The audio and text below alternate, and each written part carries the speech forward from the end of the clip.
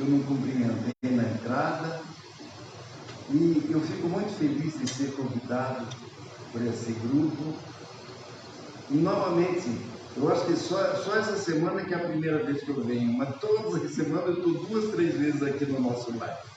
Mas fico muito contente de estar participando aqui junto com vocês. O assunto de hoje, o tema de hoje é reforma.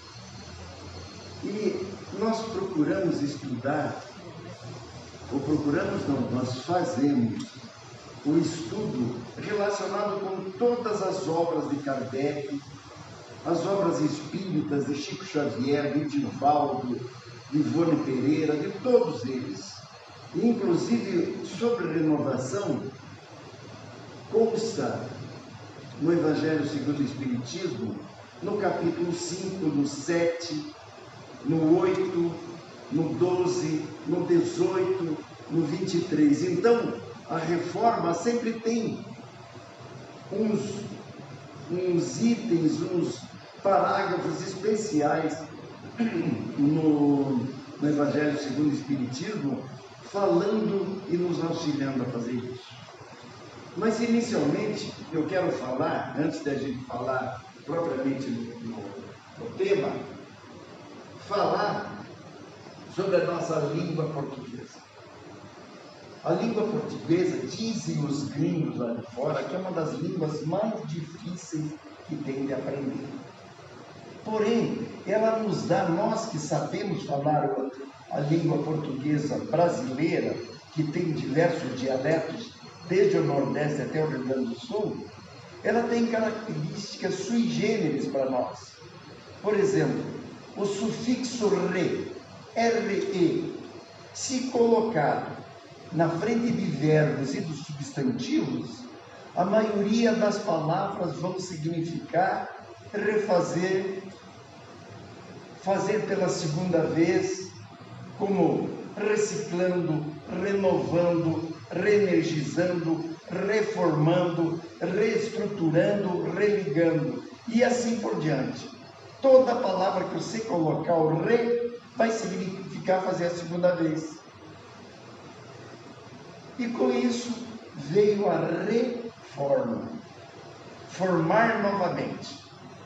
E na verdade, em termos espíritas, o que está bastante em voga é a tal da reforma íntima, que nós vamos falar. Mas para a gente esclarecer certos pontos, me desculpe que eu estou bastante rouco hoje, viu? Nós temos que pensar o seguinte: nós estamos no mesmo barco, nós estamos numa nave interestelar. E esta nave você vai ver a água para mim, né? Por favor. Essa nave, chamada Terra, ela está fazendo uma hipérbole em volta do Sol.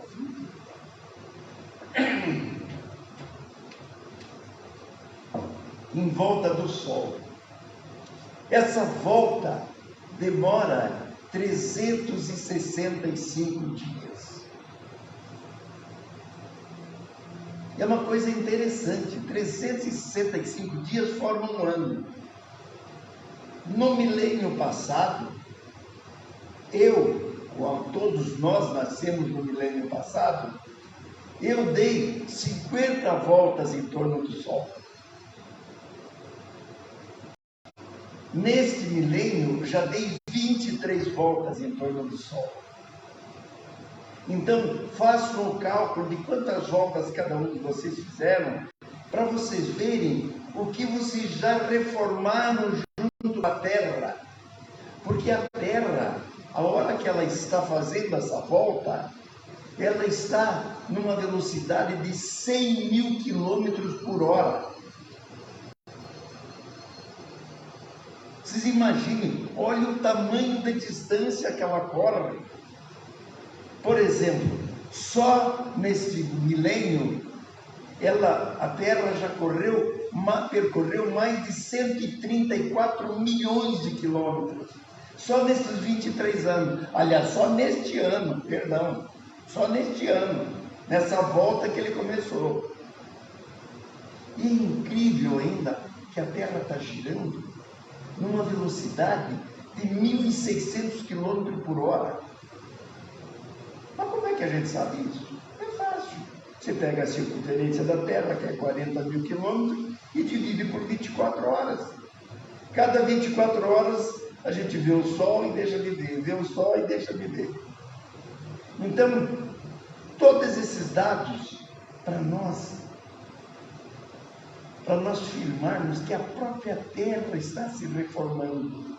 Porque a hora que ela está dando a volta em torno do Sol, ela está se reenergizando, está modificando a sua maneira de ser, está melhorando a parte magnética. Mas e nós? E nós temos que fazer o que conosco? Nós temos que estar sempre nos atualizando. Por isso que um dia é atrás do outro. E cada dia é diferente do outro. E Deus nos dá essa chance de você acordar de manhã e ver que começou até o dia. Para você começar toda a tua atividade, aprender mais alguma coisa, porque nós temos que aprender dessa reencarnação. Nós estamos com esse objetivo, e aprender intelectualmente e moralmente. Intelectualmente, só para vocês terem uma média, a inteligência para o ser humano, para o espírito, ela é o combustível do espírito. É através dela que você vai conseguir se movimentar para melhorar moralmente. Não adianta você melhorar só intelectualmente. Lembrando que Kardec nos falou, primeira lei, amai-vos uns aos outros. Segunda lei, instruí-vos. Mas instruí-vos não é só ler livro espírita ou livro religioso. Não é.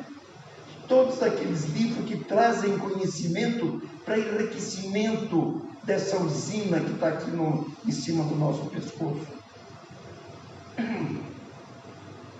Porque quanto mais a gente enriquecer a nossa consciência, a nossa inteligência, mais nós preparamos aquela casa que nós vamos morar lá na espiritualidade.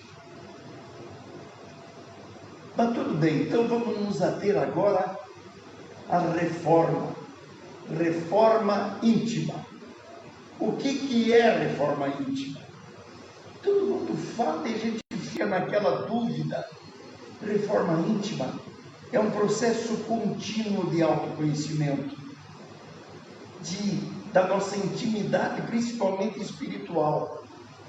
Esse autoconhecimento nós precisamos estar sempre em movimento de novas coisas, de você largar o homem velho e partir o homem velho que tem aquelas tendências e erros seculares que nós vimos ou viemos com conhecimentos e ensinamentos dos nossos antepassados, que muitas das coisas eles nos ensinaram errado, que nós estamos aprendendo sozinhos muita coisa.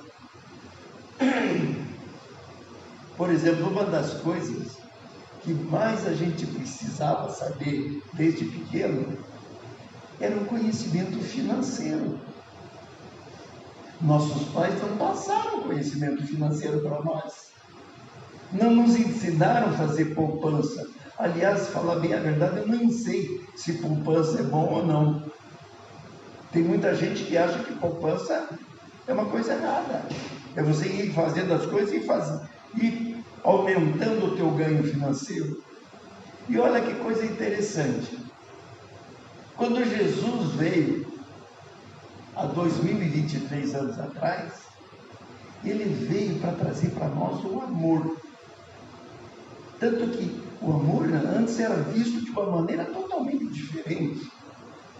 Mas Jesus errou.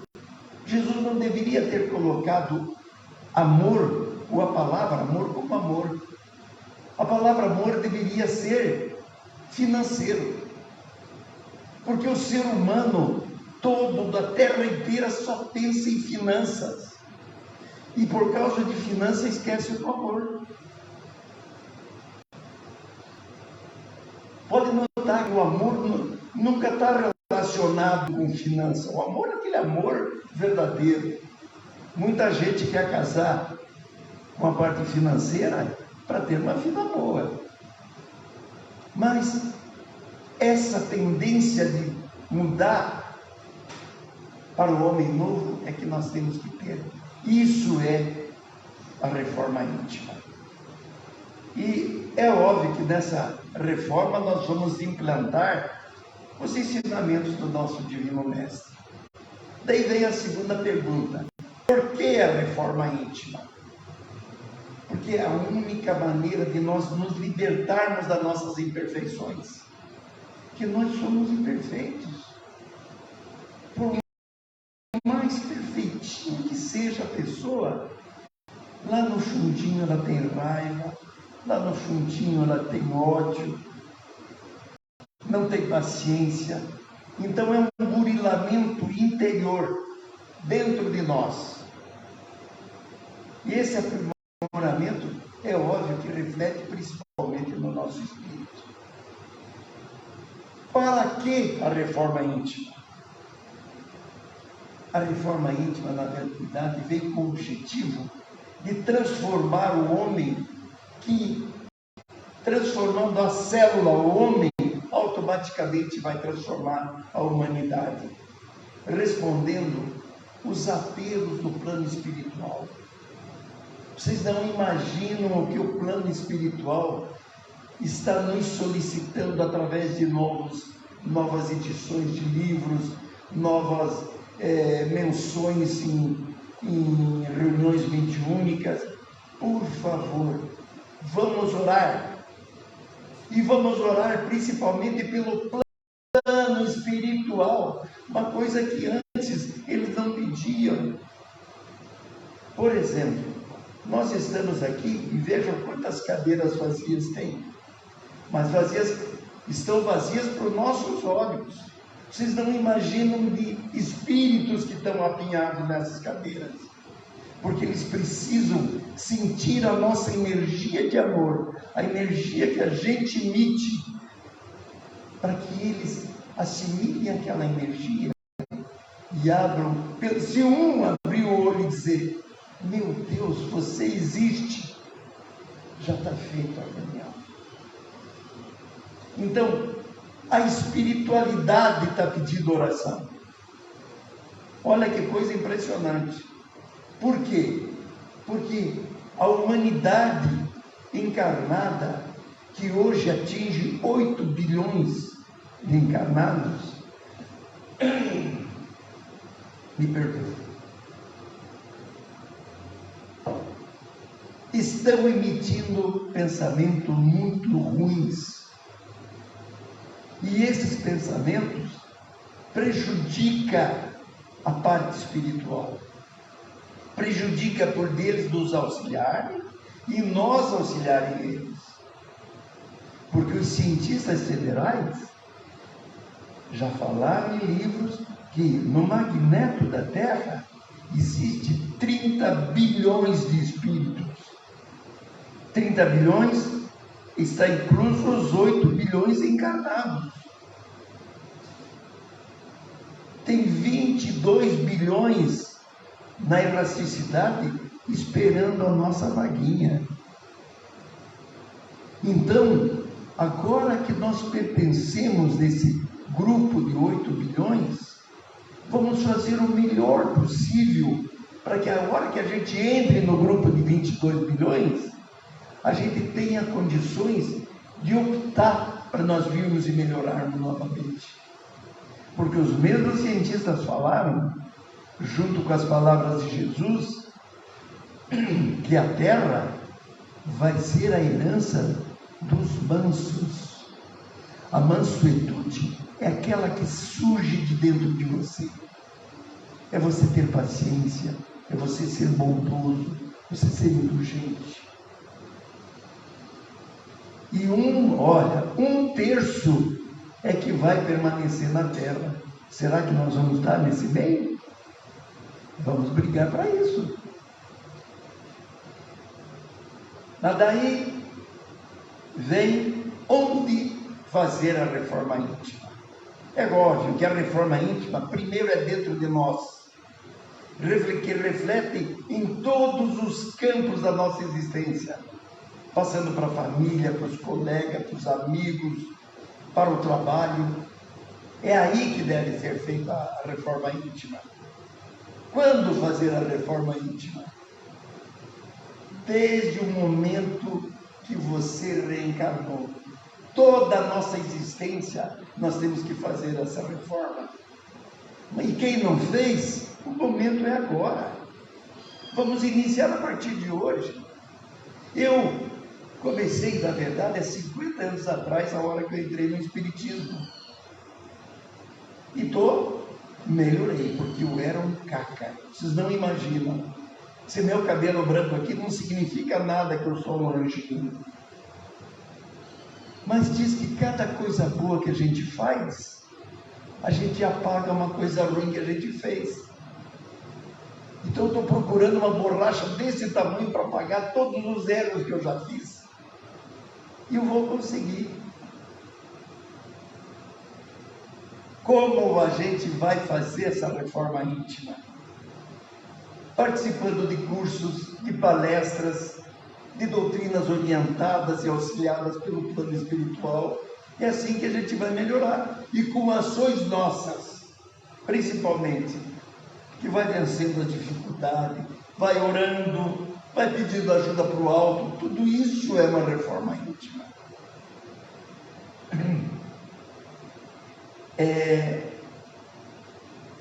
Na verdade, a gente para e pensa, mas aonde que nós temos que mudar? O que nós precisamos mudar? Então vamos pensar assim, o egoísmo, orgulho, vaidade, inveja, ódio, raiva, vingança, maledicência, essas coisas têm que ser eliminadas da nossa alma.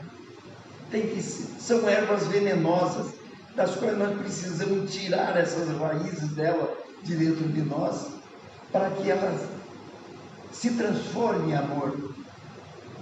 Aquele amor incondicional que o Mestre Jesus nos ensinou sempre.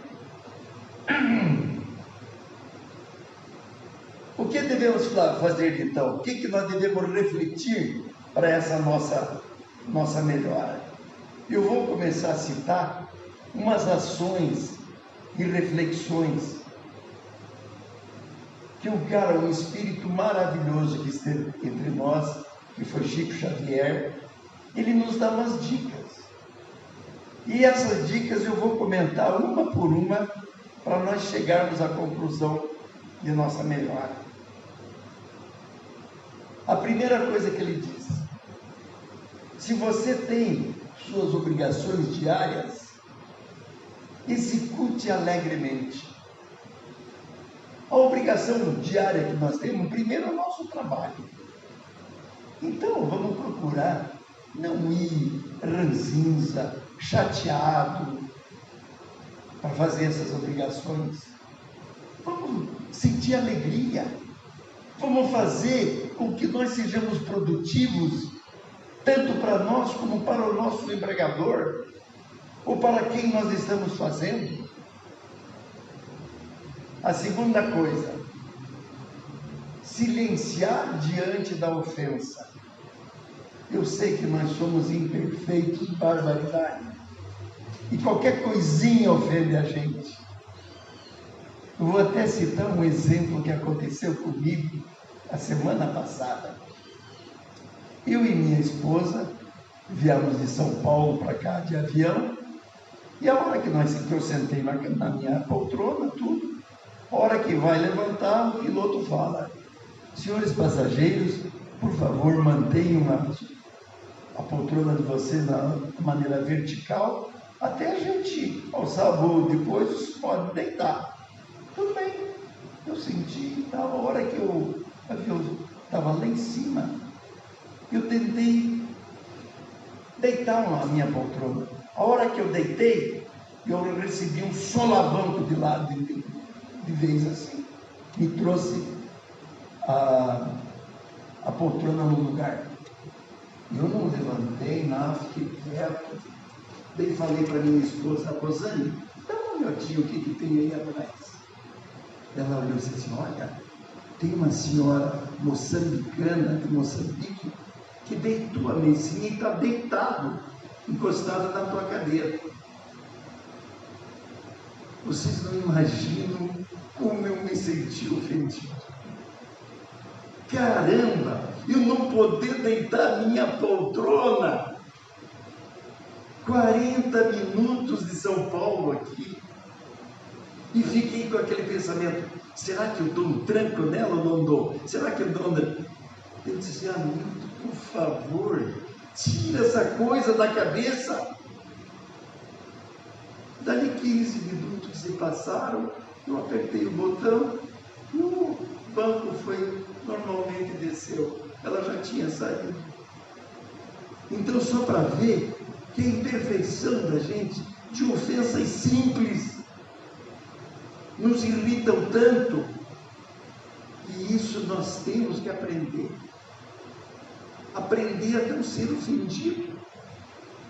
A outra coisa que o Chico Xavier nos diz, esquecer o favor prestado. Quanto favor que a gente presta para os outros.